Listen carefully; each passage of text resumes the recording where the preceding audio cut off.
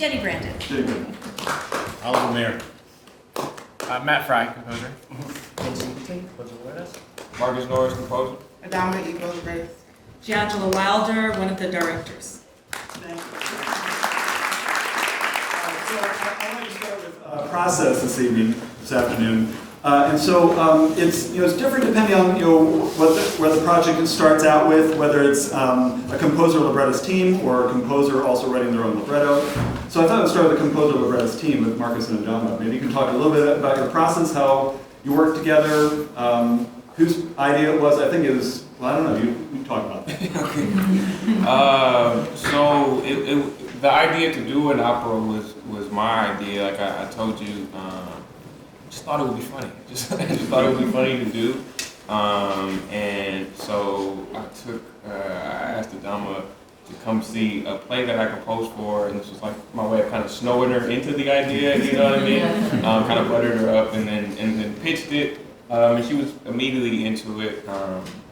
We spent a long time just talking about art and things we like, until finally kind of a story idea started coming together in her mind.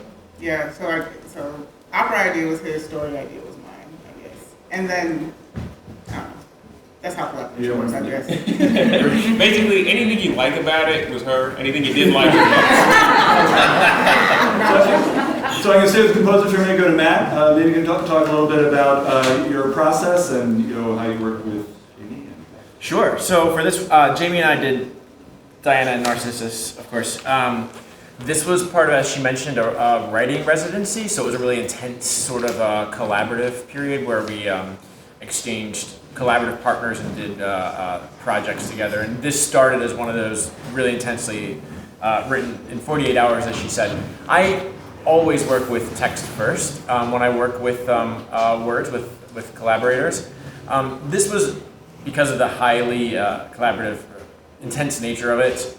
We sort of did it at the same time, so it would be like a verse of text from Jamie that I would then put to music, and then I would say, okay, well, we need more text just like this because it worked so well. And the hard part for her was that she had to keep writing it that fit the very first one that we set, so that it kept being matching up as it went through, because that was the nature of the piece. So that was a difficult process, but it was a lot of back and forth on this one.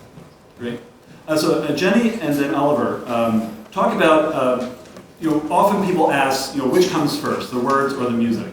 And it's kind of a hard question to answer, as we've already discovered, because basically they kind of come simultaneously. But maybe, Jen, you can start. Oliver. Sure. Well, words first from this guy, but we work pretty closely in the process. I mean, Oliver is very prolific in writing, and we'll put out a bunch of great things, and then we'll work together and sort of shape and form things, especially in the songs. But he's in charge of the words and then brings them to me, and then I'll set them to music. Yeah. Yeah, I'm lucky. I mean, we've worked together now. So we have a language together, which I think is, besides English, which is kind of amazing, and honestly, even though I might drive a bunch of words at Jenni, then she kind of just, I think before you know it, we're working kind of in a helix. We're just kind of doing things kind of maybe slightly parallel to one another and eventually bringing it together. Yeah. Great. Ben, maybe you can talk a little bit about being both the composer and the librettist. Yeah, sure. Story has to come first. I have to know that, I'm writing something that has a beginning and an ending and characters that go through a change from the beginning to the ending. So if I have a compelling story, I can get started on libretto, and I'll usually write a draft or something like that, and then begin writing music, which is, sometimes I'll get deep into writing something and, wonder why the librettist wrote that, why did I write that, which can be kind of a double-edged sword, but it's good because I have the ability to just change a word if I need to, or completely change my mind, or completely scrap a piece if it's total garbage. But story has to come first. So words, I guess. Yeah. Words. So I can hold on the directors for a second. I'm just going to open this up to the composer's librettist. Were there any surprises in your process that came along? Anything that you were, either direction, either the composer or librettist, anything that surprised you in the process? I was just surprised it worked.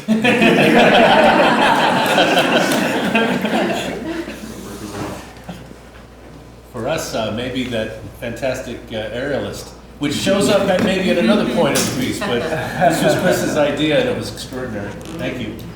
And she's great. So I'm going to directors real quick. So Jayongela, you can talk maybe, and then Chris, talk a little bit about directing opera as opposed to directing theater or music theater. Well, I've directed opera before with the amazing Peter Cazares at UCLA. And I've also, I'm a musical theater baby at heart, I have to say. My undergrad degree was in musical theater, and then my graduate degree is in directing, of course.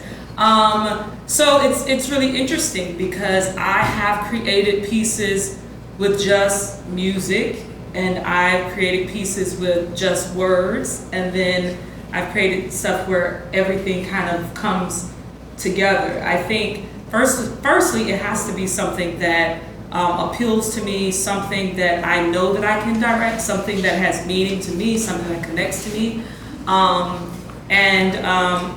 Outside of that, it becomes definitely about the story and what's going on with the characters, moment to moment. And, someone mentioned language up here and words, and I think it's so important to have that because that's how we connect to the audience. It presents, whether it's factual or narrative, it definitely creates this immersive experience for the audience. And so I think it's just so important. Storytelling is so important in theater. Now I'm so glad that we're here. I would kiss the stage, but I'm so glad this is like the first time I'm coming back to the theater. And it's such a blessing to be here because it's a way that we can all get together to share this experience with the audience and hopefully have some interesting dialogue afterwards. Absolutely. Chris, same question to you. As Ben was saying, you get a libretto. We get a libretto and the score, and we want it to make sense. We want it to know what's driving the characters. We want to know what their intentions are. We want it to, some are easy. And some desert games, you look at you think this is going to be fun, and you talk about it with all your other creative friends, and you decide, yeah, Burning Man would work, type of thing. You work on things, and then I come from a design background, musical theater, but then I was Disney Imagineer, and then Universal for 25 years in show design.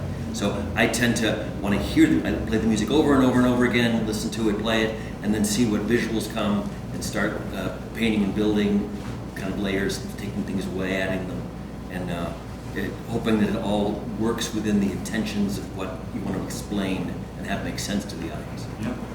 So this next question is actually for the panel. I'm curious to see what you say. And the question is about opera in the 21st century, and how opera has changed, and what's the role of opera these days, and what is the most important thing? That's a hard question to answer. I'll tell you just personally that when I was growing up, I thought I would hate opera, but the reality was I had never actually heard it before, and so I heard Mozart's Don Giovanni and was pretty much drilled to the seat. But then I learned about other composers of the 20th century and how the stories really changed, particularly Benjamin Britten telling contemporary stories about contemporary England. And so I was thinking for you all to see what do you think the role of opera is now that we're in 2022? Tough question. Whoever wants to take it on. I'll say something. Okay. I think opera exists today as a hybrid. For instance, this performance is taped and exists as video format as well, which is entirely different from the live stage performance. But that doesn't mean the two of them are mutually exclusive, that you can write for opera and that opera can then be filmed, including all that video and cameras bring to it. So it's a different medium. But it goes on beyond just a strict stage. The vocal techniques that have lasted for centuries are still very much alive today. They just are expressed in different mediums beyond just the stage. I'd say you saw it today in the pieces that it's total, right? It's everything, and it's elevated. And of course, stories, I've spent my life writing plays, and I love it. I think play writing is the greatest job in the world, except for writing a libretto. Because then when you give them the words, then you got beautiful composition, and people sing, and it takes your heart to another place. So I feel as if, and then when you have the athleticism of our performers today.